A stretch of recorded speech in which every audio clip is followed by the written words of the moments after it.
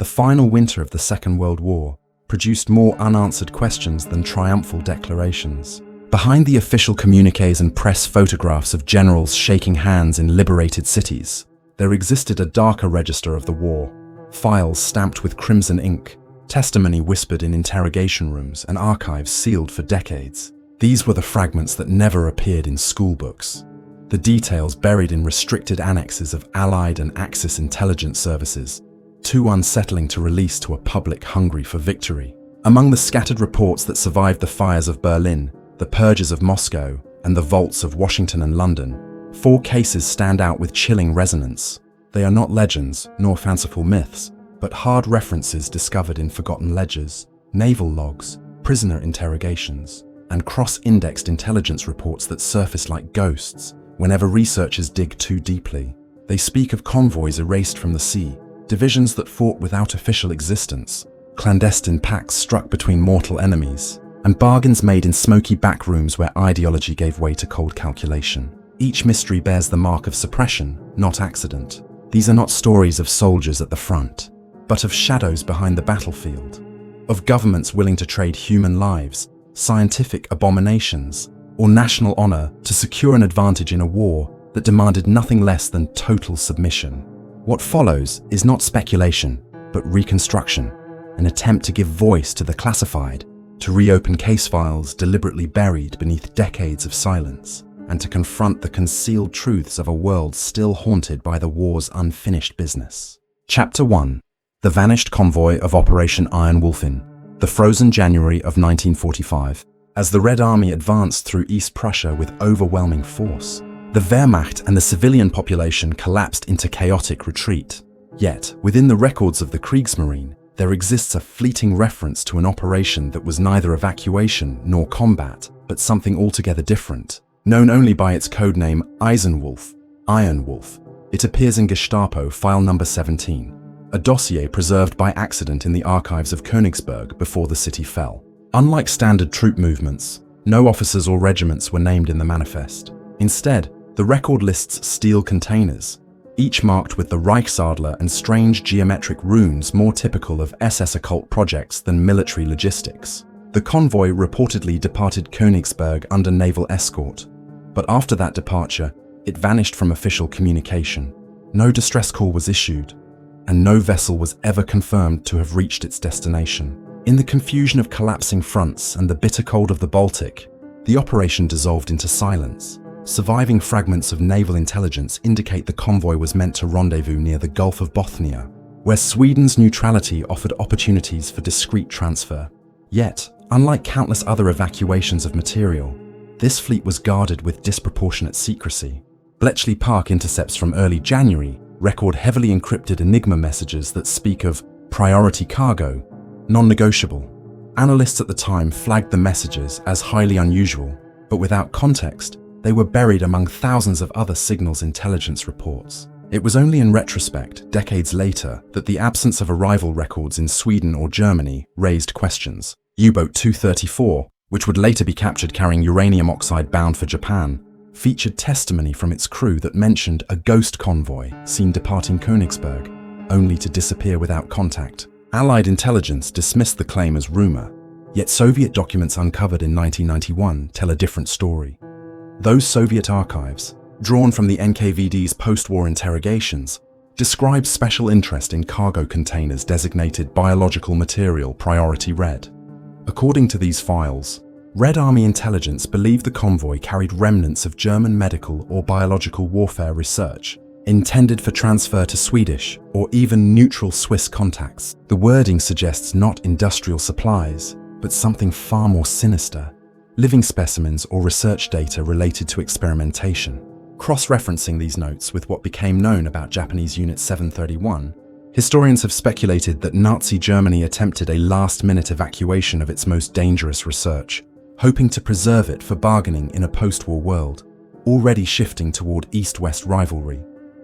The logistical oddities of the mission add weight to the theory. The convoy's documented escort was a pair of torpedo boats and one U-boat assigned to Overwatch. However, no surviving Kriegsmarine logs acknowledge such an assignment. In fact, the official war diaries of the Baltic Fleet in January 1945 contain erased pages, entries physically cut from the bound ledgers. When British and American analysts compiled captured German records after the war, they noted these gaps but attributed them to clerical chaos in a collapsing Reich. Now, when viewed in conjunction with the Gestapo's file No. 17, they appear more like deliberate erasures. Weather reports from that week describe Baltic seas locked with ice floes and severe storms. It is entirely possible that the convoy was lost to nature, swallowed without trace by freezing waters. Yet, even this explanation fails to account for the subsequent silence in signals traffic. A lost convoy typically generated radio alerts, distress signals, or inquiries from command. In the case of Operation Iron Wolf, there was nothing. The silence suggests not disaster, but suppression, orders to erase the mission from record and to conceal its true purpose. Testimonies from prisoners held in Soviet camps further complicate the picture. One captured SS officer reportedly told his interrogators that the cargo must not fall to the Bolsheviks under any circumstance. No further detail survived. His file ends with the grim notation, "Executed, June 1946. In the early Cold War, fragments of the story resurfaced. Declassified CIA reports reference Allied intelligence analysts speculating about missing containers from Königsberg in 1945, believed to have contained uranium ore. The connection to the aborted German atomic program is tantalizing. U-Boat 234's uranium shipment to Japan demonstrates the Reich's desperation to salvage nuclear materials as defeat loomed. Could Operation Iron Wolf have been another such attempt, perhaps on an even larger scale? Skeptics argue the Reich had insufficient uranium to justify a secret evacuation, while others counter that even small quantities could have been considered priceless in 1945. Swedish neutrality plays a crucial role in this mystery. Stockholm maintained delicate ties with both Allied and Axis powers, trading iron ore with Germany while passing intelligence to Britain. For the Reich, Sweden represented a potential safe haven, a place where sensitive materials could be stored until the war's outcome was decided. Yet no Swedish customs records or naval reports mention such a convoy arriving. Was Stockholm complicit in burying the arrival of contraband cargo? Or did the convoy never reach Swedish waters at all? The lack of Swedish archival evidence remains one of the most impenetrable aspects of the case. One of the most disturbing pieces of evidence comes from American occupation forces in 1946. Among the captured papers of the Reich Main Security Office, investigators discovered correspondence referencing the Königsberg departure. The memo, partially burned, made explicit mention of containers of experimental nature. Yet the document was not included in the Nuremberg evidence files. Instead, it was classified and disappeared into intelligence annexes, only resurfacing in redacted CIA collections decades later. The omission suggests that Allied authorities may have chosen to suppress the details, perhaps to avoid implicating themselves in post-war acquisitions of German science and medicine. Operation Paperclip, after all, demonstrated how quickly moral lines blurred when the spoils of war included advanced research. Speculation surrounding the convoy has persisted among historians, journalists, and conspiracy theorists alike. Some suggest it was an occult mission linked to Himmler's obsession with esoteric artifacts, and that the runic markings on the containers were more than mere decoration. Others maintain it was a purely strategic transfer of research material. The truth may lie in a combination of both. An SS operation cloaked in mysticism to disguise its practical and deadly intent. What remains undeniable is that Operation Iron Wolf never reappeared on any wartime logbook. Not German, not Allied, not Soviet. It exists only as a shadow in the archives, a convoy erased from history, leaving behind unanswered questions about what exactly the Reich sought to save as its empire crumbled. The sea, indifferent and vast, may have claimed the fleet, or it may have reached a silent shore where willing hands concealed its arrival. Without wreckage, without survivors, without even a single intact container, the mystery of the vanished convoy endures. It is a reminder that in the last desperate months of the war, the Third Reich moved to preserve not just territory or armies, but secrets. Secrets so dark and dangerous they were deemed worth erasing from every surviving record. The silence of Operation Iron Wolf is more than absence. It is a deliberate void, a hole carved into history by those who knew that what traveled in those steel containers could alter the future balance of power, whether nuclear, biological, or something even more unthinkable. The cargo was considered too valuable to abandon, too threatening to expose, and too mysterious to ever resurface. Chapter 2. The Ghost Division of the Ardennes. Offensive December 1944 was a month drenched in snow, smoke, and desperation. Adolf Hitler's last gamble, the Ardennes Offensive, sought to split the Allied lines and reclaim the initiative lost on the Western Front. To the world, the Battle of the Bulge has been remembered as a desperate but doomed offensive, marked by bitter fighting in Bastogne and the surprise thrust of German armor through the forests of Belgium and Luxembourg. Yet buried deep in US Army G2 intelligence files, there is mention of a formation that should not have existed. An armored force referred to in captured Wehrmacht correspondence as the Schattenverband, or Shadow Division. Unlike any regular German unit, it appeared suddenly on battlefields, fought with discipline and ferocity, and then dissolved into the woods, leaving behind no destroyed tanks, no prisoners, and no trace in official Wehrmacht orders of battle. To the veterans who faced them, they became known simply as the Ghost Division. The first references appear in field reports from the 101st Airborne near the approaches to Bastogne. Paratroopers dug into frozen foxholes reported German Königsegger heavy tanks emerging from the tree line at dawn. The tanks carried markings unfamiliar even to seasoned intelligence officers, black insignia resembling a null set or 0 painted on turrets. Artillery fire was called in, and Sherman tanks from the 10th Armored Division engaged.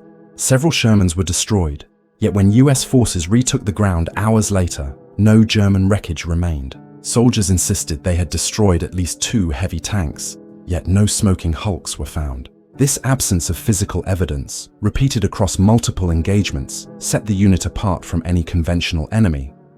Captured German signals, decrypted by Ultra, add a further layer of intrigue.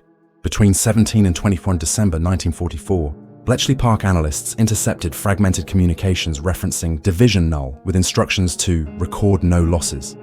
The traffic was marked as unusual, yet Allied command, overwhelmed by the scope of the Ardennes offensive, relegated the reports to annex files. After the war, when order of battle records were reconstructed, there was no Division Null, no Schattenverband, but the decrypts remain inexplicably authentic and impossible to reconcile with official Wehrmacht structure.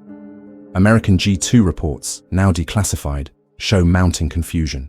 Intelligence officers at 1st Army headquarters struggled to explain why multiple divisions reported fighting German tanks that could not be accounted for. In one report dated December 22nd, the notation reads, "Unregistered armor, painted insignia not matching Panzergruppe West order of battle, possibility of deception unit or psychological operation, but evidence inconsistent." To dismiss eyewitness accounts from multiple divisions as hallucinations strained credibility. Yet without physical proof, wreckage, captured uniforms or prisoners, higher command chose silence. The Soviet archives, opened briefly in the 1990s, contain chilling corroboration. NKVD transcripts from interrogations of captured German officers make reference to an auxiliary formation deployed in the Ardennes, comprised partly of penal battalion survivors and partly of Soviet deserters conscripted under SS authority. The officers described this force as expendable, yet fanatical, commanded directly from the Reich Main Security Office rather than the Wehrmacht. This aligns with the long-standing rivalry between the Wehrmacht and Himmler's SS, and with Himmler's efforts to carve out his own paramilitary empire during the war's final year. If Schattenverband existed, it was likely an SS experiment, a division designed to operate outside normal channels, deployed for shock and terror rather than strategic gain.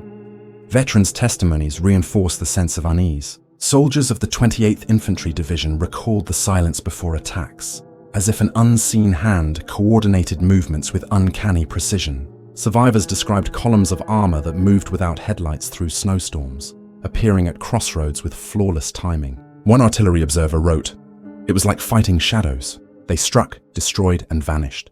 No trails in the snow, no corpses, only the silence afterward." These statements were dismissed as battlefield stress in official reviews, but when compared across multiple regiments, they formed a consistent pattern, too detailed to ignore. At the heart of the mystery lies the question of record erasure. Wehrmacht archives captured by the Allies are meticulous, even during chaotic retreats. Yet for December 1944, there are conspicuous gaps where an entire formation should have appeared if it truly existed. German historians, combing through the Bundesarchiv, have found no designation for Division Null. The absence itself, however, has become evidence of deliberate suppression. Orders may have been destroyed, diaries purged, war correspondence kept away. If the Schattenverband was indeed an SS creation, Himmler may have had reason to conceal it, even from his own generals, fearing exposure of a unit composed of deserters and prisoners would undermine morale. There is another possibility: psychological warfare. The Ardennes offensive already relied heavily on deception, with English-speaking German commandos infiltrating Allied lines in captured uniforms under Operation Greif.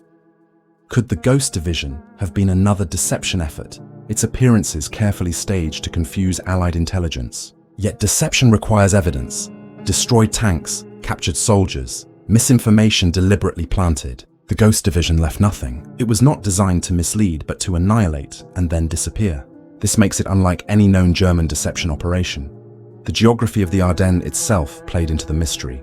Dense forests, heavy snowfall, and narrow roads created ideal conditions for concealment. Armored units could vanish into tree lines, their tracks erased by fresh snow.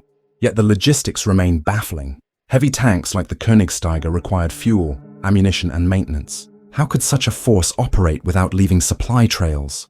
Even the most disciplined unit could not function in a vacuum, unless its role was not to endure, but to strike and vanish after only hours of combat, sustained by preposition depots hidden deep in the woods. After the war, US investigators attempted to trace the unit. Survivors were interviewed, maps cross-checked, battle reports compared, yet the findings were classified and sealed. When the files were finally released in the 1970s, many pages were missing, entire sections redacted. One surviving memorandum from SHAEF headquarters read, "Unexplained armor engagement, Bastogne perimeter. Recommend no further dissemination." The deliberate silence suggests the Allies found something they preferred not to acknowledge, perhaps out of fear of exposing their own failures in intelligence or command. By the Cold War, the Ghost Division became a case study in both American and Soviet war colleges. To the Soviets, it demonstrated Himmler's willingness to deploy irregular forces beyond Wehrmacht control, foreshadowing the ruthless methods of proxy warfare. To the Americans, it became a cautionary tale of intelligence oversight, how even overwhelming signals dominance could fail when faced with an enemy willing to erase itself from the record. Yet neither side pursued the matter further, content to leave it buried in classified annexes. The Ardennes offensive ultimately collapsed under the weight of Allied counterattacks and German shortages, but within its blizzard of confusion and brutality lies the unresolved shadow of the Ghost Division. Was it a deception unit, a penal battalion turned armored force, or an apparition created by the fog of war? The evidence remains contradictory, fragmented, and tantalizing. Yet the consistency of eyewitness accounts across multiple divisions, the corroboration from Soviet interrogations, and the existence of Bletchley Park decrypts referencing Division Null point towards something real, something deliberately erased. The shadow of the Schattenverband lingers, a reminder that even in the most documented war in history, there are battles that defy explanation, fought by soldiers who left no trace except terror in the memories of those who faced them. Chapter 3: Stalin's Secret Pact for Manchuria's Spoils. The closing months of the Second World War were a crucible of betrayal, diplomacy, and ruthless calculation. While the world remembers the thunderclap of Hiroshima and Nagasaki and the Japanese emperor's surrender that followed, another story unfolded in the shadows, one that was never intended to see daylight. Buried within NKVD dossier R113, smuggled from the Lubyanka in 1989, lies evidence of a clandestine understanding between Joseph Stalin's envoys and elements of the defeated Japanese Kwantung Army. These were not the well-publicized negotiations at Yalta or Potsdam, but secret exchanges conducted through intermediaries under the guise of prisoner transfers. The object of these talks was not territory, nor even military prisoners, but something far darker: the transfer of biological warfare research, human experimentation data, and living specimens from the notorious Unit 731. The Soviets, eager to claim scientific spoils before the Americans could, offered passage and protection for select Japanese officers. In return, the Red Army secured access to research that would never be acknowledged in official communiqué, research capable of tilting the balance of Cold War power in ways few dared imagine. Unit 731, commanded by General Shiro Ishii, had operated with chilling efficiency from its base in Harbin, Manchuria. There, thousands of prisoners, Chinese civilians, Soviet POWs and others, were subjected to grotesque experiments in frostbite, plague, cholera, and weaponized anthrax. By 1945, as the Japanese Empire crumbled, Unit 731's trove of data represented a grotesque form of currency. American intelligence, under Operation Paperclip, would later bargain for German rocket and medical research. Stalin understood the same principle. What the NKVD records reveal is that in August 1945, as Soviet forces stormed Manchuria under Operation August Storm, select trains bearing unmarked cargo departed Harbin under Soviet guard. Chinese sources describe these trains as sealed transports carrying equipment and specimens. They never appeared on Japanese surrender lists, nor were they inspected by Allied authorities. The Yalta Conference had already promised Stalin significant territorial gains in exchange for entering the war against Japan. Control of southern Sakhalin, the Kuril Islands, and influence in Manchuria. But the secret annex to Dossier R-113 suggests something more sinister. Negotiators on both sides allegedly agreed that key Japanese officers responsible for biological research would be allowed safe passage to South America, routed through Soviet-controlled shipping lanes. The logic was cold. By exfiltrating them, the Soviets preserved the chain of expertise while avoiding direct Allied scrutiny. South America, already a haven for fleeing Nazis, became a convenient destination for Japanese war criminals whose knowledge was deemed too valuable to lose in a courtroom. American intelligence was not blind to these developments. Declassified OSS cables, preserved in the archives of Operation Paperclip, contain references to missing specimens from Harbin. One cable dated September 1945 laments significant gap in biological materials, possible transfer via Soviet custodianship. Yet the United States itself would later strike its own bargain with Unit 731 personnel, trading immunity for data. This convergence of self-interest ensured that much of Unit 731's horror never reached the Tokyo War Crimes Tribunal. Only a handful of minor personnel were prosecuted, while Ishii himself vanished from the dock. The Soviets, meanwhile, convened their own trials at Khabarovsk in 1949, parading lower-level Japanese officers while quietly absorbing the research into their bioweapons program. The trials themselves were dismissed in the West as propaganda. Decades later, the records reveal they were only partial truth. The Soviets admitted what they wished, while concealing the depth of their acquisitions. The trains departing Harbin are the most damning evidence. Chinese Communist archives, released briefly during the 1980s, describe local resistance fighters who observed heavily guarded Soviet convoys leaving the city after its capture. They recorded no military prisoners, only sealed cars accompanied by NKVD officers. The documents note the secrecy and the use of priority red classifications, identical to those used for nuclear materials. It was an extraordinary level of protection for mere laboratory equipment. Moreover, Soviet medical institutes in Sverdlovsk and Novosibirsk experienced sudden expansion in late 1945 and early 1946, coinciding precisely with the arrival of these shipments. Funding and staffing surged, though official Soviet publications remained silent on the sources of their new research. What makes this pact especially haunting is its moral inversion. Stalin, who had railed against fascist atrocities and positioned the Soviet Union as liberator, engaged in covert dealings that preserved and exploited one of the most monstrous legacies of Japanese militarism. The victims of Unit 731, numbering in the tens of thousands, were denied even the semblance of justice. Instead, their suffering was transmuted into leverage for the Soviet Union in its rivalry with the West. The Cold War was seeded, not just in nuclear stockpiles, but in biological archives built on human suffering. The Soviet denial, machine-ensured silence for decades. Official communiques from 1945 and 1946 described only scientific equipment of critical value seized from Manchuria. Not a single mention of biological warfare appeared in state-controlled press. Western intelligence analysts suspected otherwise but lacked proof. The Americans' own complicity in granting immunity to Ishii and his colleagues further muted their criticism. Both superpowers had dirt on their hands, and both chose secrecy over exposure.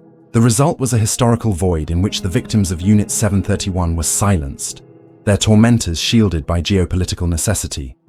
Yet hints continued to surface. In 1969, a mysterious anthrax outbreak in Sverdlovsk drew international scrutiny. The Soviets denied a laboratory accident, blaming contaminated meat. Decades later, defectors confirmed that Sverdlovsk housed one of the USSR's most advanced bioweapons facilities, fueled in part by data taken from Manchuria.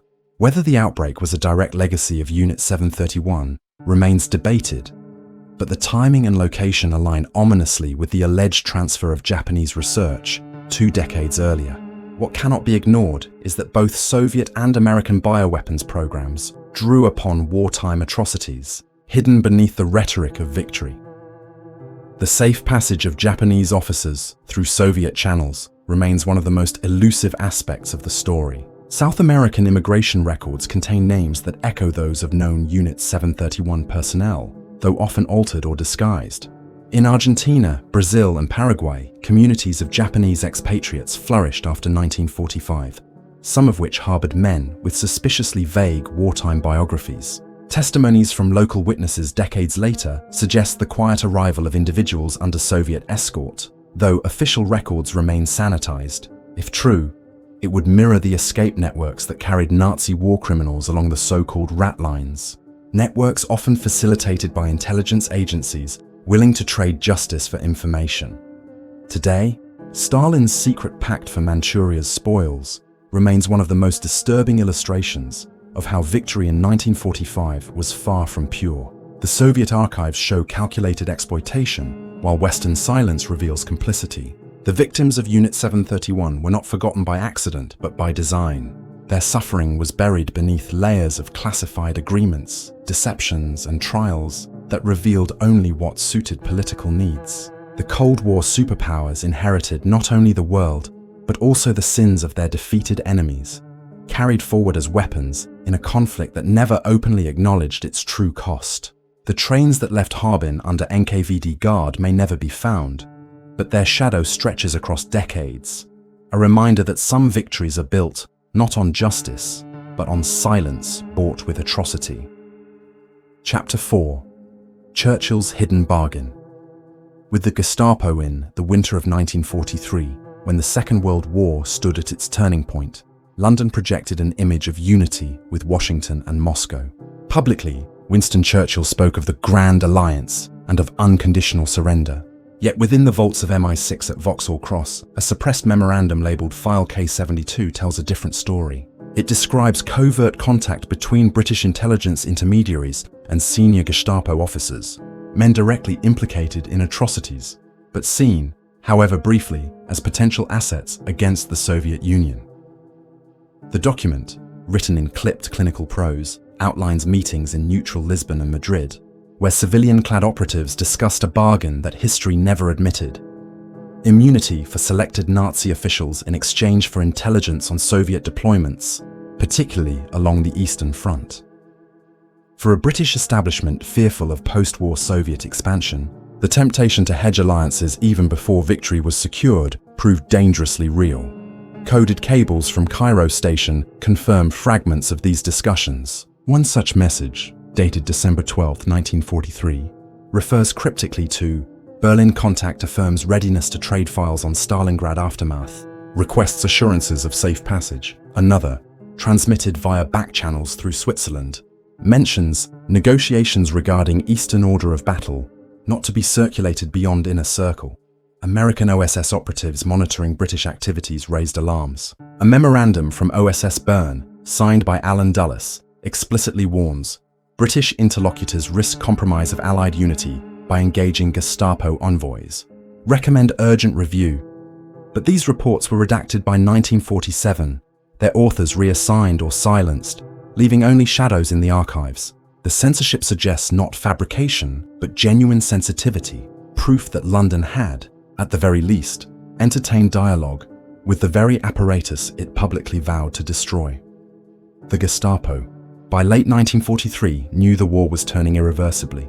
After defeats at Kursk and in North Africa, pragmatic elements within its ranks sought survival. Offering information on Soviet troop strength was an act of desperation, but also of calculation. For Churchill's government, the temptation was undeniable. The Soviet Union had borne the brunt of German aggression, but it had also revealed its post-war ambitions in Eastern Europe. British planners, already considering the possibility of a divided Europe, began preparing for what Churchill would later describe as the Iron Curtain. File K-72 reads less like fantasy and more like an early rehearsal for the Cold War, where ideology gave way to hard power considerations, even if it meant dealing with war criminals. One particularly chilling annex describes a meeting in Lisbon's safe houses, where a British intermediary, referred to only as Station Grey, met with a Gestapo officer identified through circumstantial evidence as Walter Schellenberg, Himmler's trusted aide. The notes record discussion not only of troop movements but of post-war borders. Germany proposed recognition of a buffer zone in Eastern Europe in exchange for protection of select Nazi elites. Though the talks never produced formal agreements, the very fact they were conducted reveals a hidden current beneath the Allied war effort. To the men in those rooms, the line between ally and enemy blurred, replaced by the calculus of future power struggles.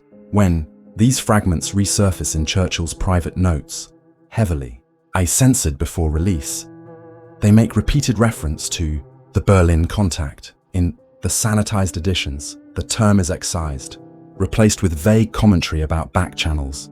Yet the raw notes, smuggled into the public domain decades later, retain the phrase alongside annotations in Churchill's own hand. Historians debate whether he sanctioned the talks directly, or whether rogue elements within MI6 acted on their own initiative. Either scenario carries grave implications. If Churchill was aware, it suggests a deliberate gamble, negotiating with the Gestapo to counterbalance Moscow. If unaware, it reveals a British intelligence service already slipping the leash of civilian control, testing the waters of realpolitik that would dominate the Cold War. American reactions to the alleged bargain further complicate the narrative. Declassified State Department files contain internal disputes over Britain's intentions. Some officials accused London of hedging its alliance, while others dismissed the reports as Soviet disinformation. Yet the existence of redacted OSS cables lends weight to the darker interpretation. The United States had its own plans to court German scientists and military officers, as later revealed by Operation Paperclip. Perhaps it was easier to accuse Britain of duplicity, while quietly preparing to engage in the same practice once the Reich lay defeated. For the Soviets, whispers of such a bargain became both weapon and paranoia.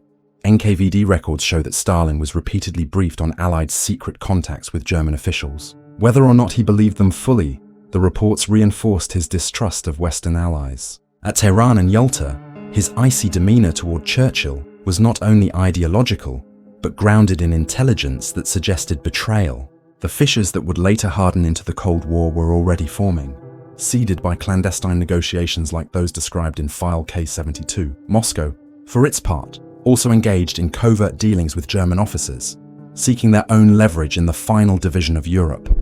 The ultimate fate of the Gestapo officers involved remains murky.